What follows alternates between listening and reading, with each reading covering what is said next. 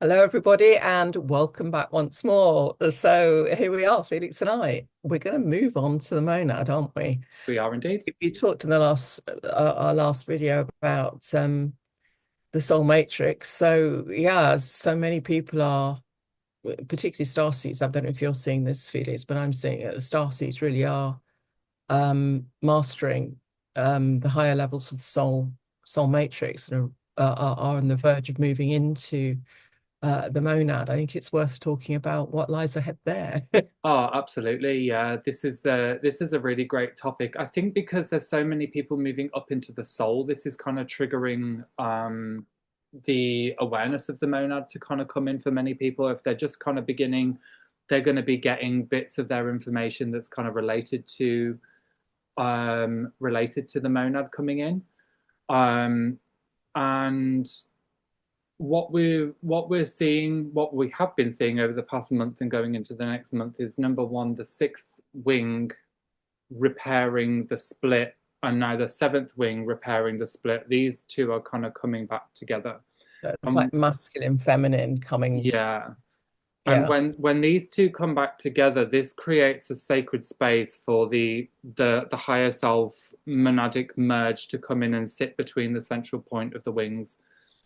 So where we are at this moment is basically the reintegration of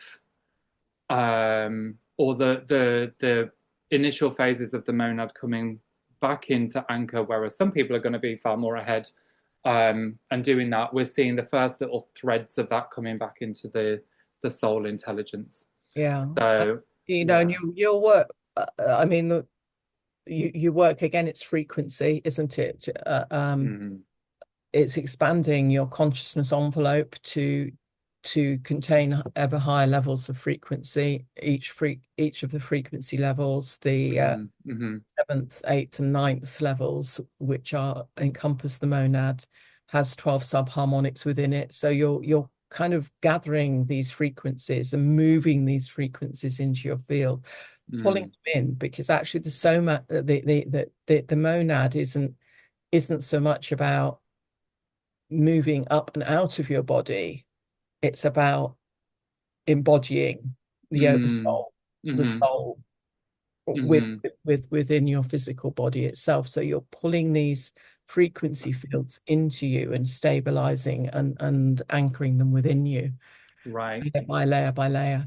Yeah, another interesting factor that I've been noticing about this past week is as this seventh field is reconnecting and recoding in, a lot of the bi-wave architecture is phasing out, which is connecting a rapid upfolding into the triwave. So Mm. this is the whole geometric patterning that's shifting from a flower of life structure into a Sophianic ever expanding flower of life, which kind of encompasses all three, mother, father, and child. So the tri-wave is coming in as this Hieros Gammas is repairing and reconnecting itself. This is then aligning the evolution of thought, the evolution of perspective, which basically upfolds the personality into the soul and beyond, and then starts to loop the blueprint mind, the kind of monadic mind down into the soul. So it kind of creates an interface. Now, as this reconnects in, we've got all of the inverted thought processes and patternings and layers of feeling unsupported coming up to the surface. So every area within a relationship that would not work is being brought up to the surface to heal, repair, and I'm getting a big aha moment because no wonder I've been feeling this way. So all of these kind of inversions in relationship consciousness is coming into process and then gradually upgrading and updating itself to be able to reintegrate itself into the perfect internal relationship that is supported, it's being able to receive. And the next layer of this is triggering the hierogamic reversal currents that create the splits in the relationship, the divine relationship within. And what I saw this as originally was connected into the Sophianic family, but then it also went into the Blu-ray family, is this kind of splitter technology that basically pushes the relationship apart. So as that's kind of repairing and updating, we've got these plasmic bonds that kind of sit between the two wings to create what looks like a nest for this Yeah. golden egg, uh, as a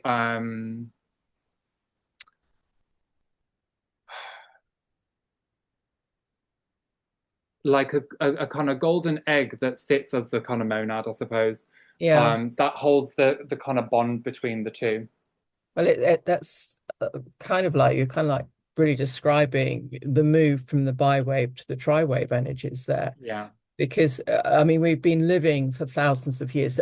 The triwave energies are the natural organic creational energy flows Mm, that have been intrinsic to not just this planet, but the whole universal system that we're mm, part of hmm. since its beginning. Now, Yeah. it's fallen consciousness creatures with their horrendous AI machinery and creations and things like that that have found ways of twisting these creational flows, Mm, and keeping them in a biwave. Now, a biwave is effectively it's a way of looping energy, mm, because what the triwave energy does is it comes in from source, it loops round, comes back into the center point where it births a third, which is the return energy to source, which then mm, comes back in, loops round, births. So there's an eternal flow of energy from source, feeding us, sustaining us mm, through the triwave. But if mm, when that third gets artificially disconnected, that ability to move back, so the tri-wave energies are sort of coming in from source, looping round, moving back to source. It's like a breathing, which keeps this eternal flow of energy to coming through us. When it gets when it gets interfered with, severed, blocked, that that the third wave of energy is blocked, and the energy just loops round and round and round, it becomes finite. We lose the eternal aspect to it. And this is mm. what happened. You talked about, the wings being split. There's something called the flaming blue sword of Michael. And we have to remember Michael is not a goodie in all this. And it was effectively a construct that came in and severed, uh, sat between the male female, severed us into gender splits effectively, where our internal male female went totally out of balance, at an energetic level. It was very deliberately engineered. And the work that we're doing now is bringing that back together. It's Mm, bringing what was split asunder, deliberately split asunder, mm, back into wholeness, back into oneness. And when we can build our wings, our sixth dimensional, seventh dimensional wings, we then at the eighth dimensional wing, you've got the egg, the permanent ah, seed, the seed permanent seed atom. okay. That then opens the higher heart. Mm, Once those two flows of energy have come back together into this unity field, it then activates the permanent seed atom, which opens the higher heart. So it's like we birth a whole new level of our being mm, mm, effectively. And the higher heart is, if you want a location, it's there, but obviously we don't have two mm, hearts. It's not two physical hearts, but you've got the astral heart, and then you've got the sacred heart, the higher heart, which is the sacred mm, heart. mm, And we move into a whole different level of being at this thing. And the monad, this is where the monad is. I mean, it's so stunning because it brings together all of the fragmented aspects of ourselves. We're doing that at the soul level. mm, We're really beginning to reintegrate ourselves, but all of those aspects, we come back into wholeness as we move through the monad. mm, And we really reclaim ourselves, we begin to reclaim our perfected blueprint, because once the permanent seed atom in our light body has ignited and started to flower and open up the sacred heart, the higher heart, then the avatar fields lie ahead of us. Mm-hmm. And you know, as we move through the avatar fields, we move fully back into Christic consciousness. So that you know, it readies us into the right container to be able to make that movement forward. So the avatar fields will begin to come in as you get into the higher levels of the monad field. You'll begin to sort of feel them touching in, but you have to have done the work. If we come back to, if you haven't done the work of clearing the pain body, clearing the shadow body, you know, coming to terms with the heartbreaks and you know, movements of emotion and how to deal with those, you can't pull in the monad and all of the amazing stuff that brings with it. Mm-hmm. You know, these, it sits as a block to the next level up. You have to master each level, and each level brings in, you know, and there is complete sense in this, because each level brings in a higher degree of mastery, a higher degree of your ability to manipulate matter, to Mm-hmm. you know, to start to move into the God being that once you are at the higher levels of the avatar fields, you genuinely become a God being, a creator being. And this is not power for the poorly developed to wield, for someone who doesn't have mastery, who doesn't have compassion, who doesn't have complete understanding, and this ability to see, to fast see, to again, you're like the eagle. Rather than being in the soul matrix sitting at the top of the trees, you're like the eagle flying high above the landscape, you know, and seeing things from a very different perspective. Mm-hmm. Very different perspective. Yeah, absolutely. So you know, it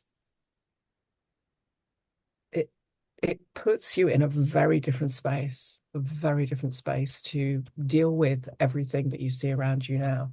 All the Yeah. stupidities playing out here, you know, at the 3D level, you understand them. From this level, and it's all very triggering and it's very depressing and everything. When you're seeing it from the monad level, Mm.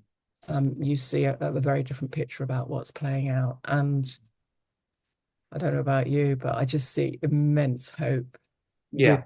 the movement humanity is making, the Mm. shift of energy, the expansiveness of the energy coming through. Yeah. So, you know, the work of the soul level is so important, because it starts to give you access to these greater, higher fields where you can begin to move Mm. into the spiritual aspects of yourself, fully embody those. Yeah. Oh, absolutely. Yeah. It's a And, wonderful, and a and and wonderful thing. again, you know, there are histories connected into these fields, and they can be very triggering again, because at the seventh dimensional field, the seventh dimensional level of Earth is called Gaia, and there are Gaian histories that are horrendous. Mm. Again, Gaia has been energetically turned inside out almost, and had at the eighth dimensional level, you know, we've had the eighth dimensional Stargate histories, which take us into the metagalactic core. That Stargate has been so abused through, you know, wormholes being punched in through it and taken over by falling consciousness and things like that. So there are histories of horrors and histories of war and histories of conflict and histories of control and, you know, attack and being taken over, that again may surface in our consciousness as we move into these. But again, Mm. it's clear them, clear Mm. them, clear them. These are these are stories, they're constructs, they're narratives, they're not, they shouldn't be there to block your movement forwards. It's releasing them from the field. And when they're released out of the field can start to return back to its natural organic blueprint. Yeah, perfect. Making sense? Yeah, lovely. Nice one. Well, thank you so much, guys, for joining today. It's been lovely to chat with you all and to chat with you, Saira. Been fantastic information. Yeah. Thank See you. you again. Bye. Bye. Bye.